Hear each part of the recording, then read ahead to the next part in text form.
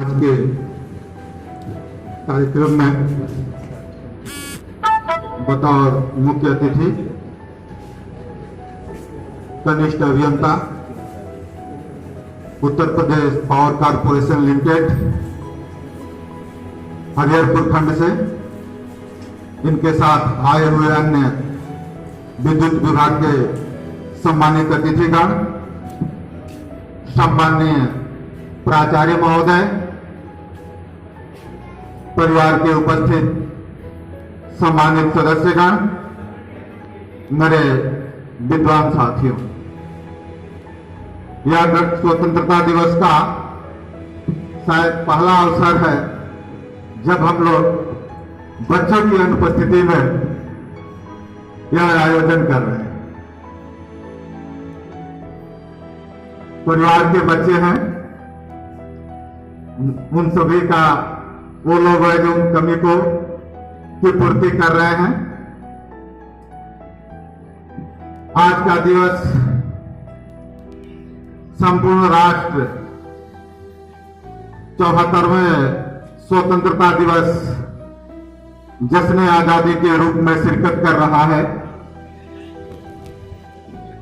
और मैं इस अवसर पर मैं दो बातें आपसे साझा करने के लिए मंच पर उपस्थित हूं। उन तमाम शहीदों को जिन्होंने देश के लिए अपना सर्वस्व न्यौछावर कर दिया, तमाम गुमनाम जिनके नाम इतिहास के पन्नों में दर्ज हैं, उन सभी के प्रति सच्ची श्रद्धांजलि का दिवस है। मैं खास करके आपके सामने आज दो नामों की चर्चा करूंगा जो पूरे स्वतंत्रता आंदोलन की भट्टी में तप करके बाहर निकले और हिंदुस्तान के करोड़ों आवाम ने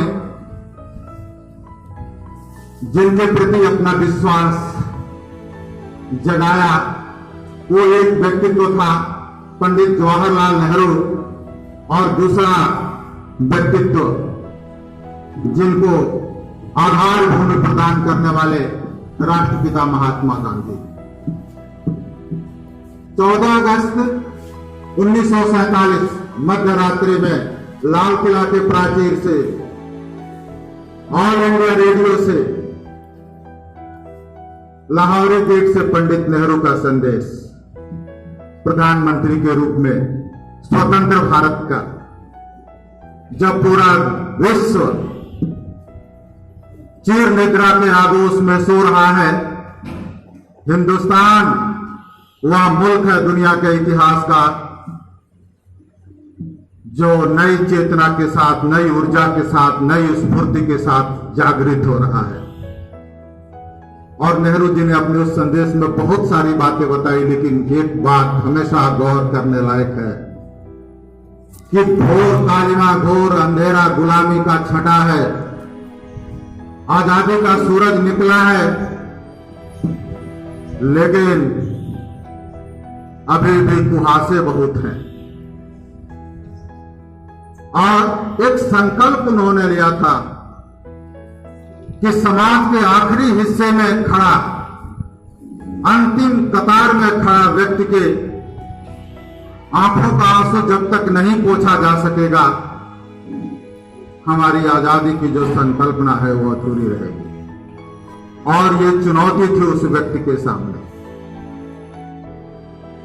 दूसरा व्यक्तित्व था महात्मा गांधी का, मैं याद करना चाहता हूं खास करके इस मौके पर।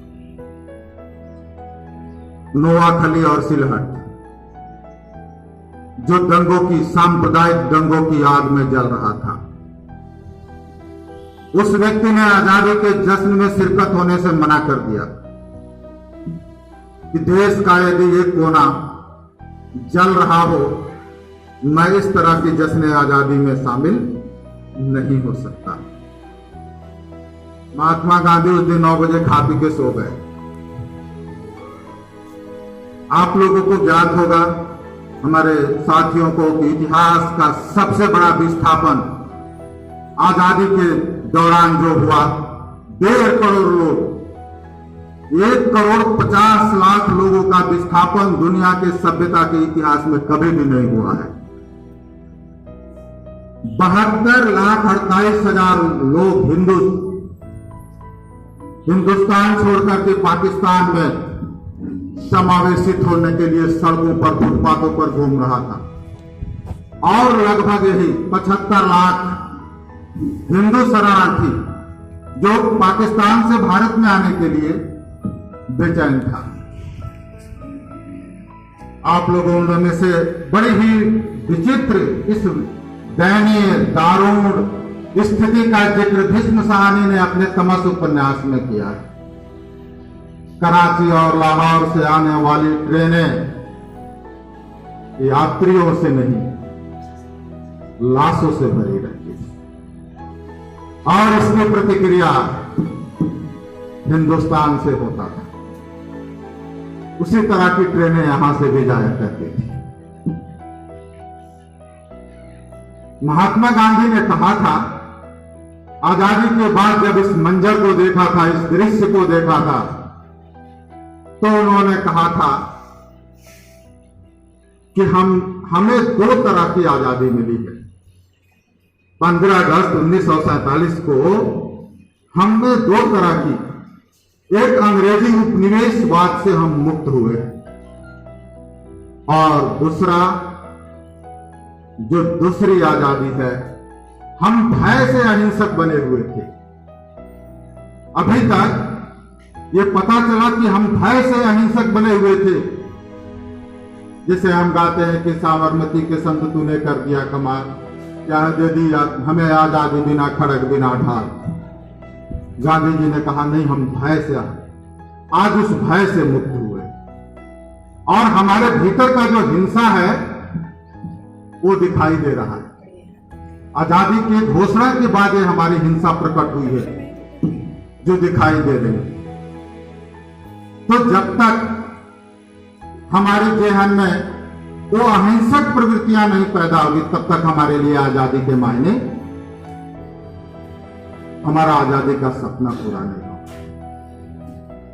तो हम 8वें दशक में प्रवेश किए हैं, 74वां आजादी का दिवस मना रहे हैं। अगले साल प्रधानमंत्री ने घोषणा की है कि आजादी का 75वां वर्षगांठ बहुत ही धूमधाम से मनाया जाएगा। लेकिन दुनिया के सबसे बड़े लोकतंत्र के नाक के नीचे फरवरी में हुआ दिल्ली में दंगा आप देख सकते हैं।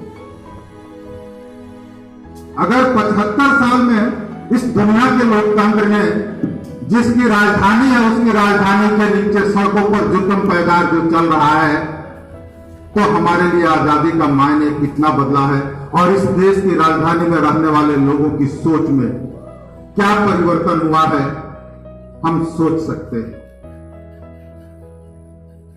निश्चित रूप से हमें चिंतन करने और मंथन करने की बात समय है। आए दिन अखबारों में इन 2 महापुरुषों के सपनों का क्या हुआ? जब तक हम इस कागार पर नहीं पहुंचेंगे सही मायने में, निश्चित रूप से हमने प्रतिनिधियों के चुनाव में जिनको सत्ता की जिम्मेदारी सौंपे है, देश की बागडोर सौंपने में हमसे ही कहीं भूल और चूक हो रही है। हम जात पात, छुआछूत, ऊंच नीच, मजहब का बंटवारा करके प्रतिनिधियों का चुनाव कर रहे हैं, और हम मूल मुद्दे से भटक रहे हैं। तो सच्चे मायने में आज की इस आजादी, मुझे आदम साहब की एक लाइन याद आ रही है कि तुम्हारे फाइलों में गांव का मौसम गुलाबी है, तुम्हारे फाइलों में गांव का मौसम गुलाबी है, मगर ये झूठ है दावे तेरे सारे किताबी है, मगर ये झूठ है दावे तेरे सारे किताबी।